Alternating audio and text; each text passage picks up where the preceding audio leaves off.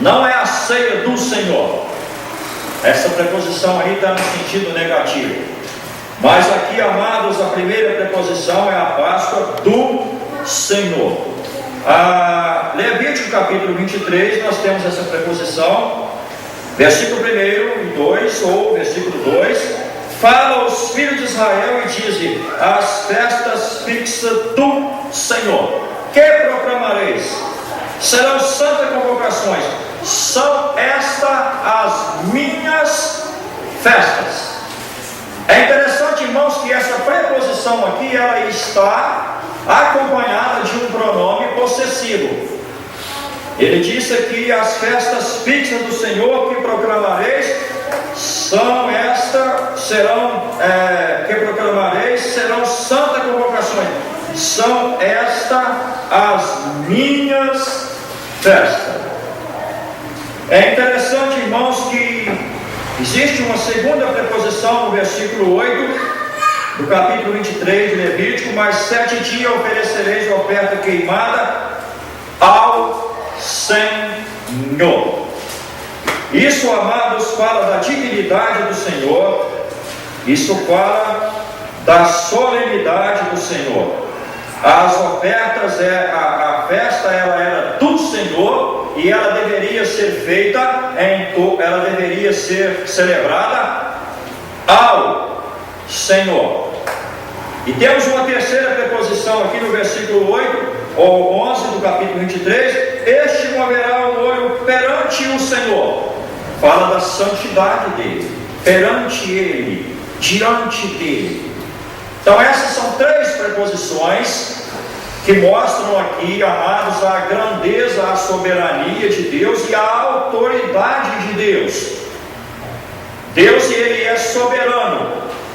Deus, ele é o Senhor. Ele disse para Israel: eu estou tirando vocês, apropriando de vocês, pagando um preço, comprando vocês para ser minha propriedade, porque eu quero ser o Senhor, o Deus de vocês. E é interessante, irmãos, que nas coisas de Deus não há improvisos. Muitas vezes nós temos inclinação de fazer improvisos, mas nas coisas de Deus não há improviso. Ele dá as suas diretrizes e ele não aceita nenhum tipo de improviso. Há um exemplo disso quando ele chamou Moisés, no capítulo 25, e ele deu ali uma mensagem audível e visível, ou verbal e visível para Moisés, determinando como Moisés iria iniciar a obra do tabernáculo. Ele deu todas as medidas. Ele deu todas as medidas adequadas e necessárias para que aquela obra pudesse ser concluída. E bem no final do êxodo ele manifestou a sua aprovação, manifestando a sua glória. Uma outra coisa que chama a nossa atenção aqui, irmãos, está no versículo 15. É interessante que essa festa da Páscoa, dos asmos, ela era ligada à festa da Páscoa.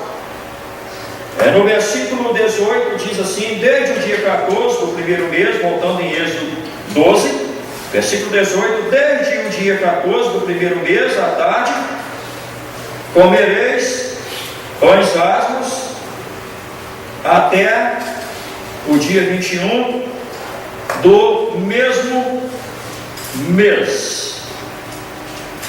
É interessante, irmão, nós observarmos isso, que aqui a festa da Páscoa ela era ligada à festa dos asmos, e ela iniciava logo quando terminava a festa dos asmos. Ela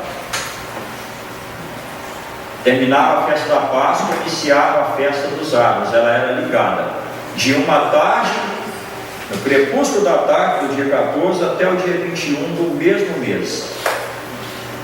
A razão é porque que era ligada e ia até a tarde do dia 21, é porque o dia do judeu, ele começava de uma tarde e ia à tarde do outro dia. Nós temos isso em Levítico capítulo 23, Levítico 23, 32.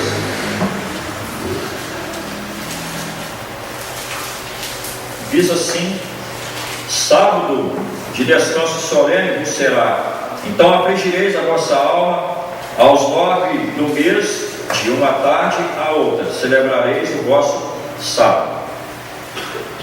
Então essa festa ela era ligada.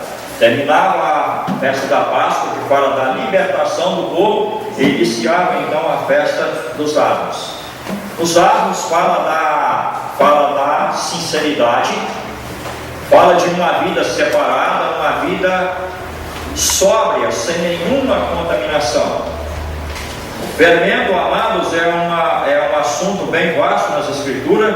Em Mateus 16, nós temos o fermento dos fariseus, dos saduceus, versículos 5 a 12.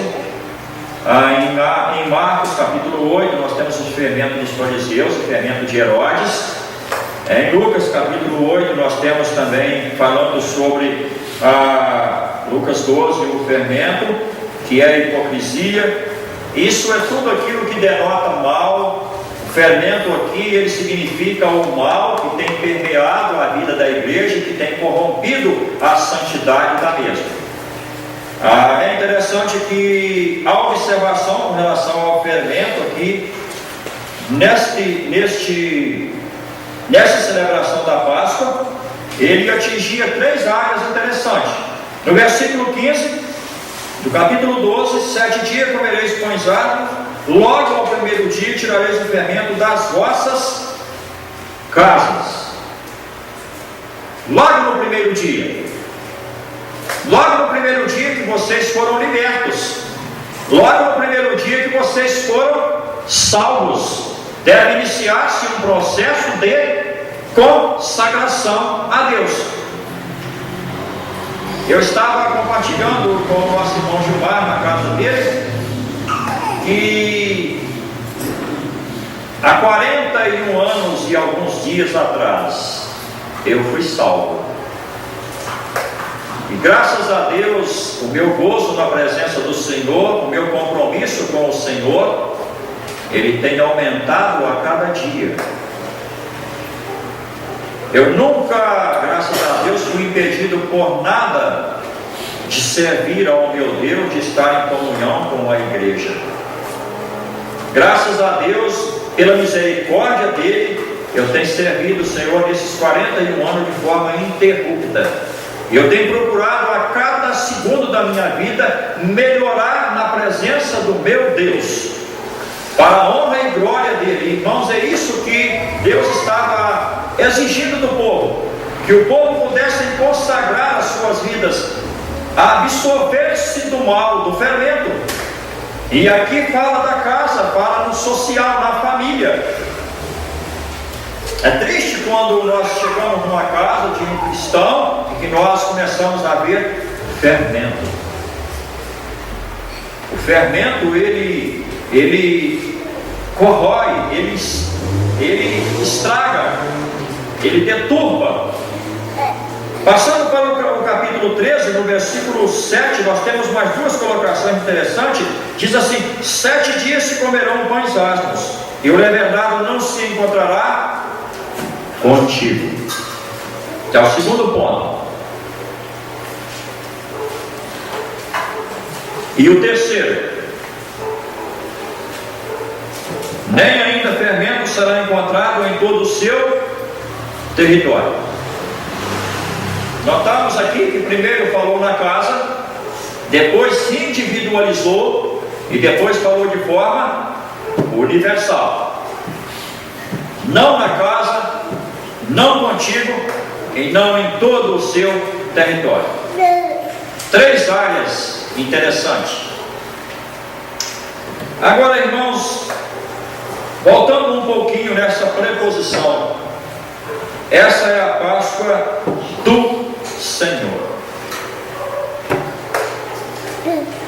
No versículo 23 de Levítico, a expressão, como já mencionamos, está acompanhada de um